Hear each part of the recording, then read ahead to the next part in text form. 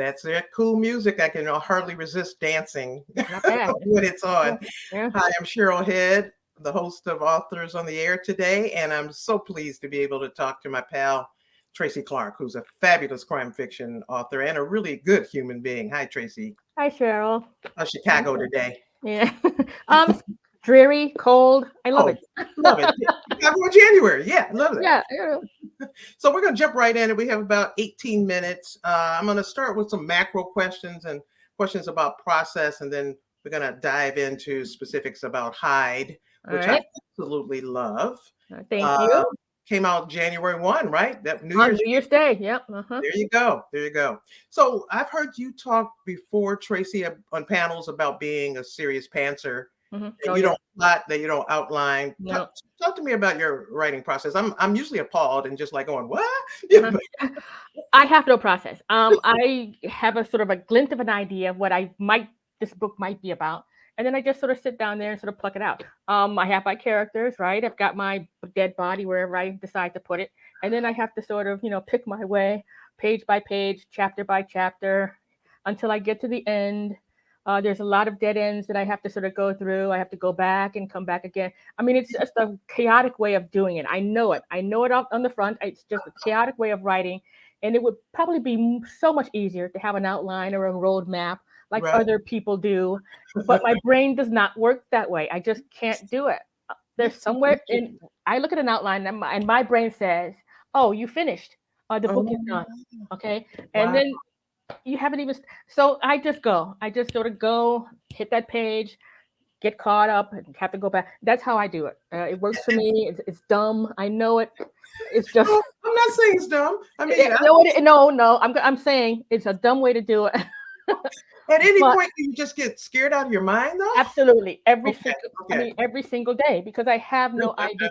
Luckily for me, crime fiction sort of has a linear sort of a thing. okay. One lead by lead, cops Like in follow your one. head, you mean? Exactly, it's like breadcrumbs on a path. So police officers are not sort of making up fantastical procedures that they have to do. They are following Right. lead by lead, breadcrumb by. So that helps me out. That's sort of like That's having interesting. an outline, right? Yeah, Even with the PI series, the same thing. One person sort of leads upon the next person. right, She questions this person. So it's kind of like having a direction, but I right. sort of do it in the story as opposed to, having it first and then sort of diving in. Yeah. So you almost are kind of paralleling the protocols of police Kind officers. of, yeah. I go where the leads go. They talk to a Yeah, suspect and they lead them somewhere else. Oh, that's a good that's really direction. I'll cool. go there. That's really cool. Yeah. So, I was a big fan of your Chicago Mystery Series and Hmm. Cast Reigns, and then I heard you were doing a new series. I'm going like, what? Yeah. So the question is, how daunting was it for you to shift the gears, to begin a new series, to leave Cast behind, and to pick up the fabulous Detective Harriet Foster? Mhm.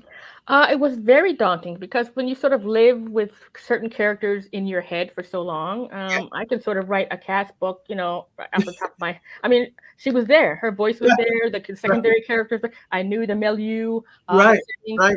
I knew where she. I knew everything that was in her apartment. I mean, I knew her.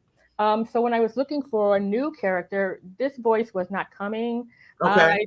Harriet, I had no idea who the heck she was. At this point, I've done 2 books, and there's still things about her that I do not know. She does not talk to me on a regular basis. Doesn't. And Cast did? Cass talked to me in the bathtub, at the grocery store, in line at the cleaners. She would not shut up. She was always in my head. Wow. So having to shift to Wow. somebody who doesn't care if they talk to you or not. Right. You Right. come in, you dig in, and you find me. I'm not going to make your job easy for you. Yeah. That Yeah. was kind of what Harriet was like. So she is Interesting. sort of standoffish and quiet and methodical Yeah. and intellectual. And Yeah. Cass is all over the place, climbing into people's windows, picking their locks. I mean, they're two totally different personalities, and Yeah. it took me a while. Compare and contrast them for me. I mean, I like Harriet. I got to Mhm. like her as we went through the book, but she really has different attributes and characteristics. How would you compare and contrast them? So, methodical, you say Harriet Mhm. is, and Well, intellectual. she's sort of, it's kind of a weird. She's sort of a dichotomy. So she's perfect on the job. Yeah. She's brilliant investigator. Yeah. And then off duty, when she puts that badge down and that gun down, she's a woman who's sort of stuck in sort of amber. I mean, Yeah. she's in stasis. Yeah. And that was sort of interesting to sort of dig into and figure out what's going to make her move, what's going to sort of get Mhm. her to the next spot. Mhm. And I Mhm. don't think she's there yet. And it's sort of delicious for me as the writer Right. to sort of figure out what's going to make her sort of flip to the next move or stay where she could stay where she is for the next 10, 15 years. But Wow. that's not living, is it? No, that is not living. Human Nor, people. nor is it a mystery series. Business. But for most people, they have to do something. They have to move. They have to change. Yeah. And I haven't sort of figured out what that thing is that's going to Mhm. make Harriet sort of shift from where she is Mhm. now to Mhm. where she needs to be. And that's Mhm. interesting for me as a writer to sort of figure out. I don't think Harriet cares much, one way or the other in terms of what. Mhm. She's there. And she's sort of trying to find little things Mhm. to get her through the day. Right. But then, of course, that's not living either. Getting through the day is not living. It's Yeah. sort of subsisting and sort of getting by and moving to the next level, Mhm. next step. But Mhm. there's more to living than that. So Right, right. um, that's an interesting exercise for me, and hopefully it'll be a sort of interesting discovery for readers as they I sort of think so. follow Yeah. through and see whether or not. Yeah. Because I was prepared not to like her because I like Cass so much. But Oh, she's got who the these, heck is Harriet? you've given her some really interesting quirks and characteristics that make you grow to like her. She's almost a little bit OCD. Yeah, yeah, She's a really deliciously flawed character. yeah. I love her sense of loyalty. Mm-hmm. She's the loyalty to the partner, as you say. When she gets on the job, she knows her business. Mm-hmm. But Mm-hmm. she's a tightly wound person. You got it. And so that's going to have to sort of break at some point. I mean, nobody can sort of be this so Yeah, contained for yeah, that amount of time without yeah, something, so yeah. it'll be interesting to see what that is. And it'll be interesting to see how you, with your mind, you figure what that is. Because I mean, Yeah. so I'm assuming you're not. Did you purposely put in characteristics that you knew you were going to want to explore later, or that those No, I don't plan a thing, Cheryl. Stop it.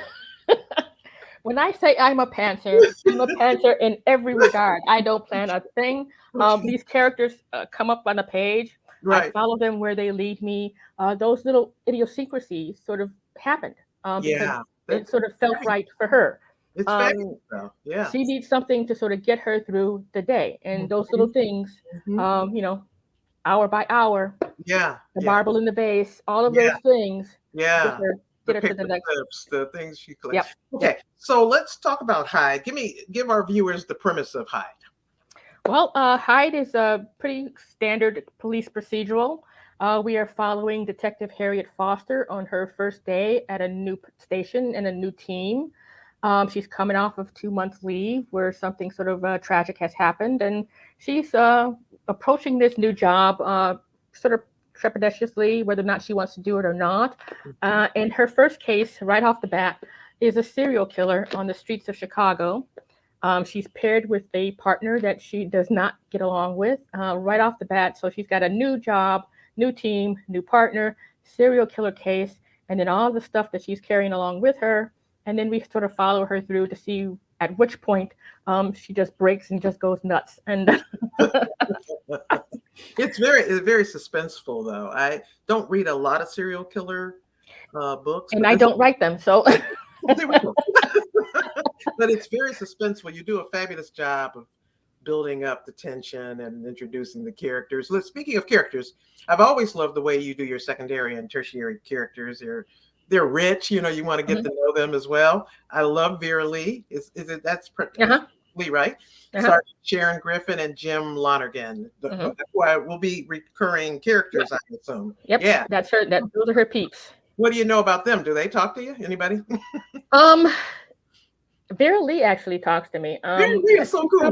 She's probably the closest to Cass in this book. Yeah, That you're sort of right. personality. Got that Um, wisecracking kind of. exactly. I So love she's her. sort of full bro ahead. She sort of gets the job done. She's got a plan in her head. She Yeah, wants to be superintendent one day, and yeah, all of this yeah, other stuff is just the precursor to that. So yeah, um, yeah, who sort of recognizes Harriet on that first day, and she sort of sees yeah. something in her, Right. and she sort of figures out between her and Griffin that Hmm. this is probably going to be the Mm-hmm. best thing for her. And Right. so, something happens and they're sort of teamed up afterwards. So Yeah. that's probably going to be her saving grace. Think that's But we'll have yeah. to see because I have no outline. I have no plan. So we'll see what Well, they happens. turn out to be a fabulous partnership, and with the They both might be. such a strong sense of loyalty for the Mhm. job and each other. I love that part. It And seems to right, have some kind of right, energy to yeah, it. So I I think love that might be something that sort of stays. So tell me, how was it writing? So, Cass was a former cop turned PI. Now you're right in the police procedural. Now you have a Mhm. full-time detective. How was it to get on the other side of the street? I didn't like it. Basically because there are too many rules. I mean, Yeah. Cass could just sort of, climb through windows, pick Yes. locks, and I mean, if she needed a lead, she'd break into somebody's office. That's what PIs do. Yeah. That's Harriet is a police officer. She yeah. is the law in essence, Yeah. and she's got to follow the law. So Yeah. she can't sort of break down doors and do whatever. She's got to have a warrant, and Yeah. all that paperwork has to be done afterward. And Right. it's, Right. it's kind of like a plotting sort of a thing. Yeah.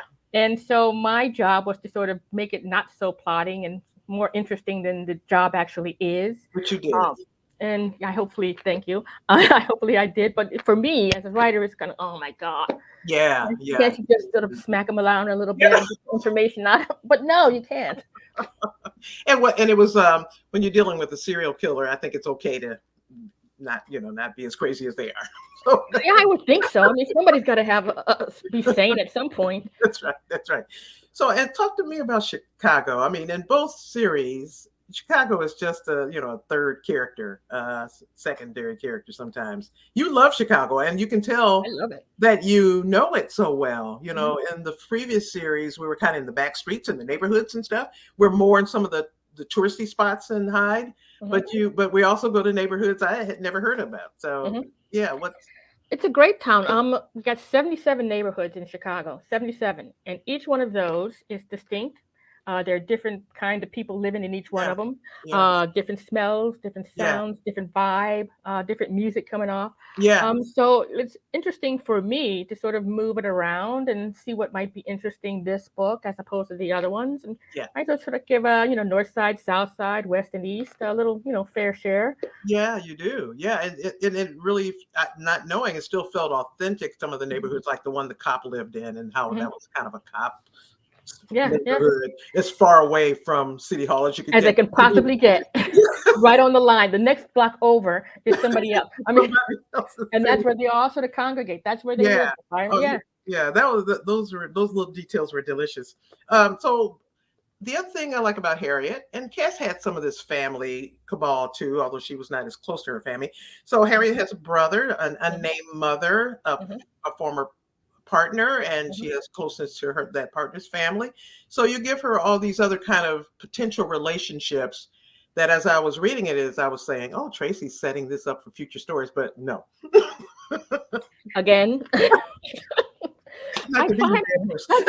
that's me writing myself into a corner. All right. So now I've given her all of this. Yeah. So now I have to produce. So Yeah. the second book in the series, we see a little bit more of her former partner's family. Okay. We see her mother in book two. Oh, interesting. Because her mother, all our mothers are wise, right? They know Yes, what their kids are all black going through. mothers are All right. wise. Yes. So she's given Harriet as much rope as she's going to give her, Okay. and then she gets to the point where you have to sort of do something or get off the pot. So she's Yes. sort of given her this long thing, and Wow. now she comes into book two to say enough is enough. This is what we're going to have to do, I'm and this excited. is yeah. I'm So excited for that. What's the title of that one? it's called Fall, and then this Fall. one, yeah, Actually, Fall. fall. So That in one. this one, I sort of kill off aldermen in the city of Chicago. So Oh, if girl. you live from You really get messy now, now. which board do I pick? Just spin the wheel. So anyway, somebody's after these aldermen. Right. That's Paying right. them. But the really cool thing is they're sort of putting 30 dimes on them. So 30 Uh, dimes in the satchel down the throat of one of them, another stuffed in the pocket. mm, So 30 dimes, the payment for betrayers. And mm. we have to figure out what these aldermen did to sort of end up dead. So that's Oh, Harriet's second case. I love it. Fall. I love it. Fall. So we've got a couple of minutes. I want to ask you about where you are on social media, what you're going to be doing with this book. Are you having fun with the launch? I am having fun with the launch. It's a little stressful for introverts, as you probably well know. But I'm putting it out there, Yeah. going places, having fun after the fact. You can find me on tracyclark.books is tracyclarkbooks.com is my website, and then I'm also on Twitter and Instagram and Facebook doing Lord knows what. But I'm Yeah. just sort of going around and sort of doing it, hawking the book and talking Harriet up, and hopefully readers will sort of engage with her. And are you liking being with Thomas and Mercer? They're doing a fabulous job of I promoting. love it. It's great. They're Oh, wonderful people. Everything seems to be interested in the book as much as oh, I am, and everybody's pushing. All the oars are sort of working I in the same know direction. you got all those So reviews and stuff. I'm yeah, so envious. I'm, I'm very happy. Right? So hopefully, in knock wood, things will be good for Harriet. I think things will be very good for Detective Harriet Foster. She's a really interesting character, complex, and we want her to do well. I like her. I do like Mhm. her. So good luck with the book and the Thank you. series. It's always great to see you, Tracy. I don't see you enough. Always. When I do see you, I'm always happy to see, happy to see you. Well, that's good. You don't want the I other thing. still, I still owe you a Popeye's 3-piece. So we always Yes, talk you about do. it. I think Yes, we're you never going do. to do that. You know? We'll get to it. We'll get to it. Okay, sounds good. Thanks, and good luck with it. And I was so pleased to read the book. Thanks for letting me read it. Thanks, Cheryl. It's good talking to you. All right, bye bye. Bye bye.